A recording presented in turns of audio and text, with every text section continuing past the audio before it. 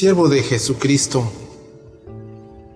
o esclavo de sí mismo es la idea principal de esta plática, que está inspirada en la noble declaración paulina de Romanos 1:1, que dice: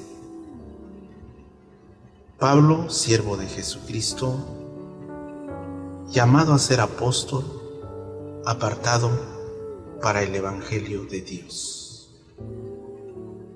Queridos amigos y amigas, un siervo de Jesucristo tiene la capacidad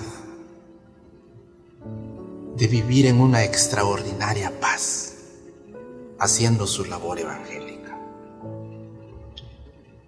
Sencillamente porque él tiene la gracia evangélica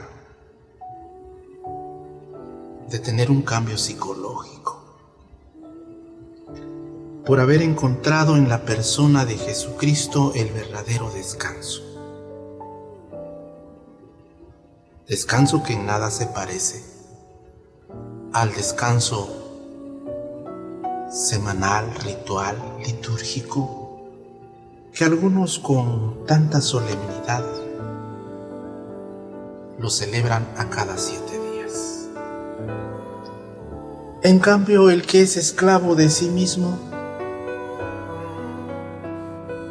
siempre se frustra, siempre se enoja, siempre se deprime y hasta se enferma cuando las cosas no resultan como él quiere que sean. Un siervo de Jesucristo tiene la capacidad de no enseñorearse de los demás, sencillamente porque él ha encontrado en la persona de Jesucristo el verdadero sentido de su propia existencia. Él ya no es un esclavo de sí mismo, tampoco ha llegado a ser amo de los demás. Él solamente es un siervo apegado a su labor. En cambio, el que es esclavo de sí mismo siempre busca estar por encima de los demás.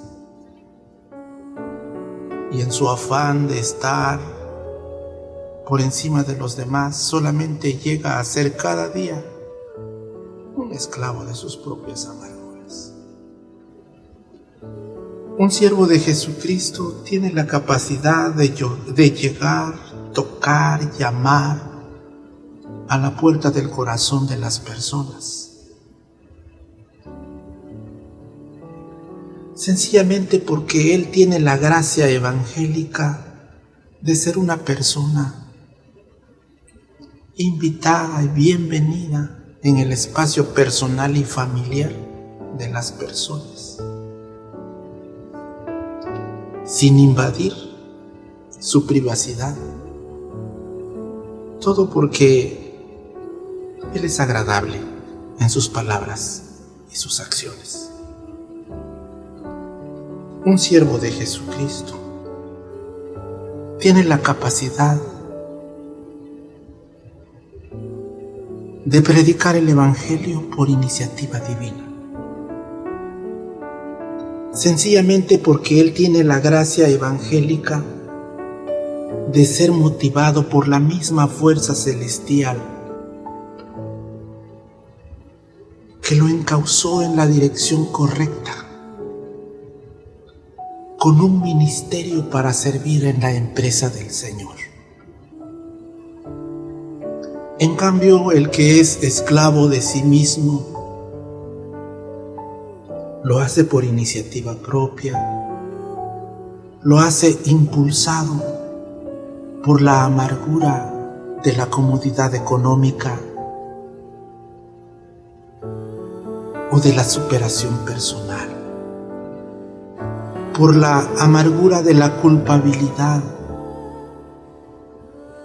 o de la contienda, por la amargura de la competencia o de la autosuficiencia. Y por último, un siervo de Jesucristo, a pesar de disfrutar las bendiciones temporales que se obtiene por predicar el Evangelio. Él siempre vive para el Evangelio,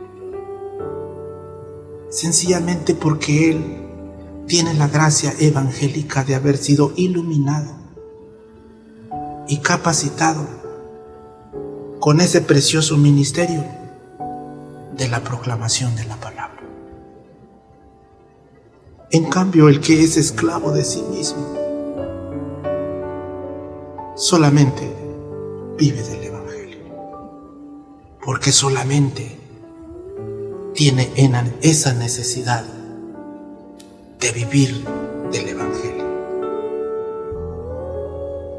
o en el dominio de las voluntades humanas. Amigos y amigas, yo estoy convencido completamente que una persona tampoco puede llegar a ser siervo de Jesucristo tan solo por haber obtenido la aprobación, la designación o el llamamiento de un cuerpo eclesiástico.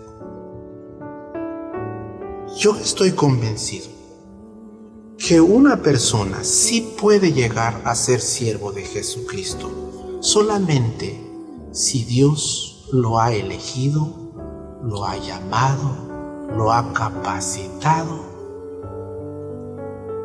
para esa labor tan encumbrada. ¿Pero qué significa ser elegido, ser llamado, ser capacitado por Dios? En primer lugar, significa haber sido conocido, encontrado y caducado por el mismo Dios, que conoció, encontró y truncó a Saulo de Tarso en sus sentimientos, pensamientos y acciones que eran egoístas e inhumanas. En segundo lugar, significa haber sido reiniciado por el mismo Dios que reorientó y encauzó a Saulo de Tarso en la dirección correcta de conocer, de proclamar y exaltar a Jesucristo como el único a quien Dios lo ha exaltado hasta lo sumo, haciéndole Señor y Dios de toda la creación, tanto en el cielo como también en la tierra. Es muy probable que por esta novedad de vida el siervo del Señor no sea comprendido por la sociedad, porque es muy probable que por esta novedad de vida el siervo del Señor sea ridiculizado por algunos círculos sociales o quizá expulsado por algunos círculos eclesiales. Porque para la sociedad en general, un siervo del Señor solamente será visto, considerado y tratado como una persona más entre las demás personas. Sin embargo, el siervo de Dios en su psicología personal, él sentirá que solamente vive para proclamar la realidad de aquel que lo llamó, lo capacitó y lo equipó como un ministerio para servir en la empresa del Señor. Él solamente sentirá que vive solo para proclamar la realidad de aquel que lo envió a proclamar ese mensaje de salvación, con un estilo de vida muy personal, dando a César lo que es del César y a Dios lo que es de Dios. Bendiciones.